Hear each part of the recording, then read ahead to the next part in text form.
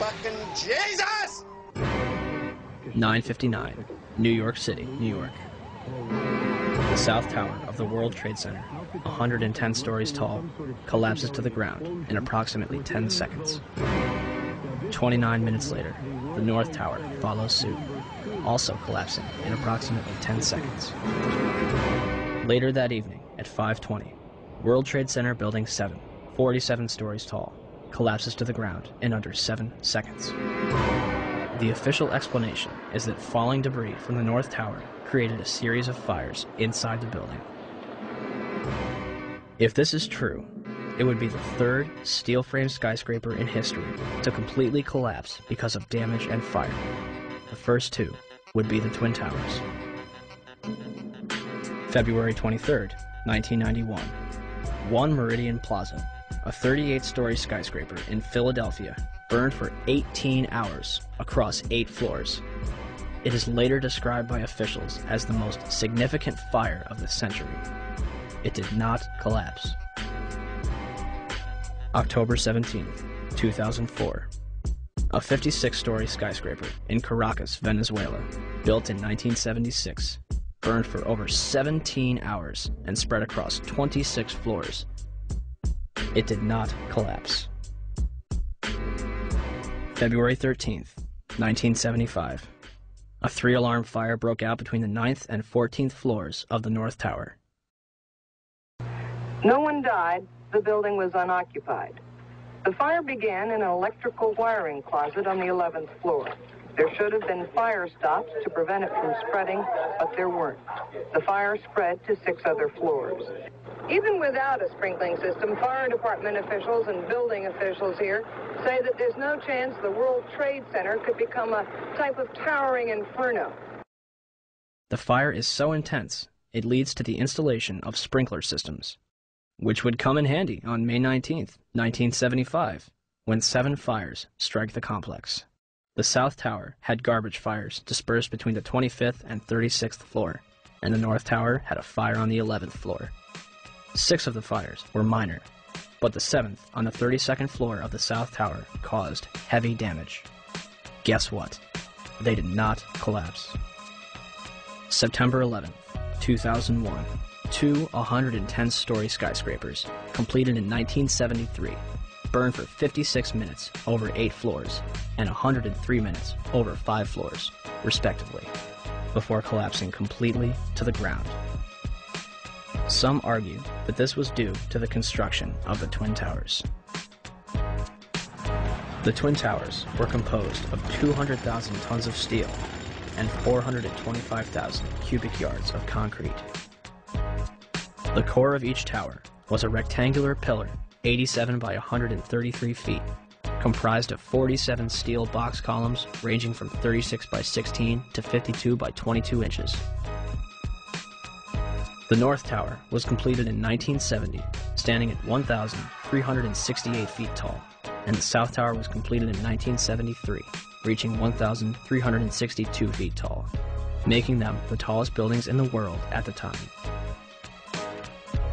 They were designed to withstand multiple impacts from a Boeing 707, the largest aircraft at its time.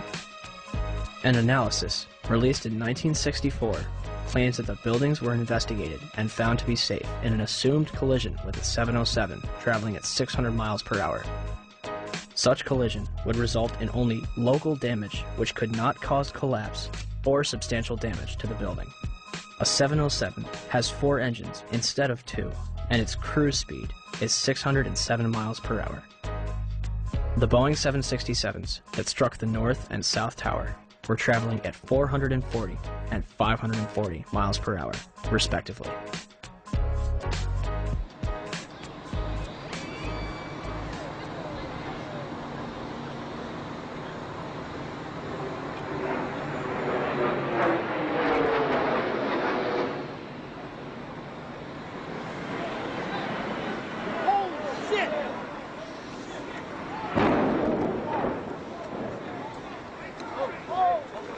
Breaking news on WCBS 880, right here, right now.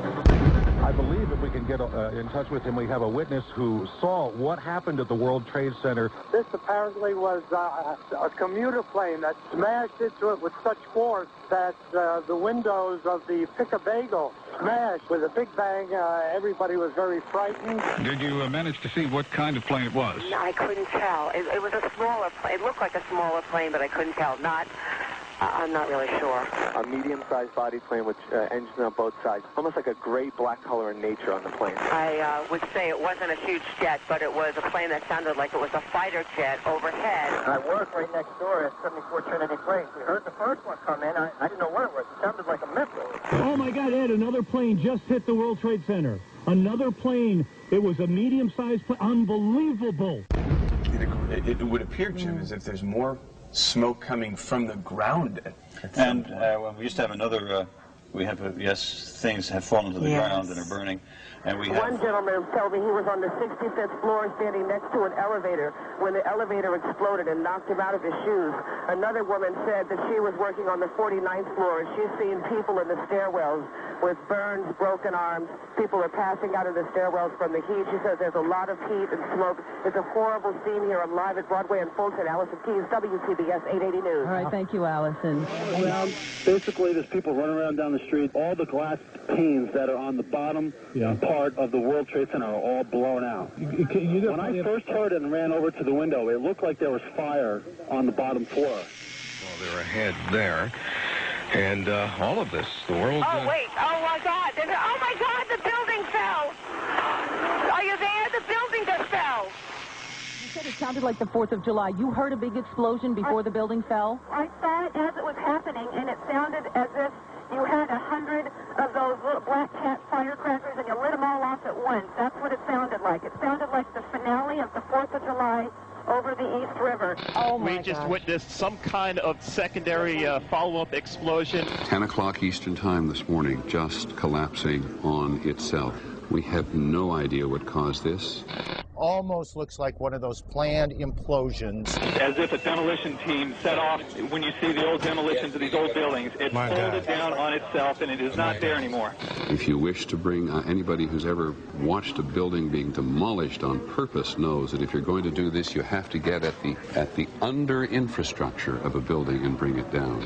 Right now, police have to determine is whether that explosion was caused from the initial impact of the plane or whether it was something that was exploded on the ground. Generally speaking, for a building to collapse in on itself like that, it would seem to indicate that there could have been an explosion, a bomb planted on the ground that would make the building collapse within itself. By that evening, eyewitnesses and experts alike were rushing to defend the official narrative of events, claiming that raging jet fuel fires melted the steel inside the Twin Towers. I saw this plane come out of nowhere and just ream right into the side of the Twin Tower, exploding through the other side. And then I witnessed both towers collapse, one first and then the second, mostly due to structural failure because the fire was just too intense. When one of those airplanes crashed into one of the towers, it was the equivalent of a 6-point earthquake. Marlene Davis is the Dean of Architecture at the University of Tennessee. She calls the 110-story tall twin tower tube structures. That means there are no internal columns holding it up. You know, when we saw this yesterday, people said, oh my goodness, there was a bomb on there. There must have been a bomb that collapsed. Must have been a bomb below. Right, that finished the job. Well, it turns out we heard from experts who said that, you know what, the fire on those floors probably 1,500 degrees. Steel can only withstand so much because the steel structure that holds the building up was on the outside, and essentially the building started to melt and it gave way and it toppled. Engineers suspect the temperatures inside the crash areas could have quickly reached well over 1,000 degrees, perhaps approaching 2,000 degrees, beyond the melting point of any steel. They were not designed, perhaps, to take a direct strike from something the size of a 737 or an Airbus, perhaps fully loaded with fuel.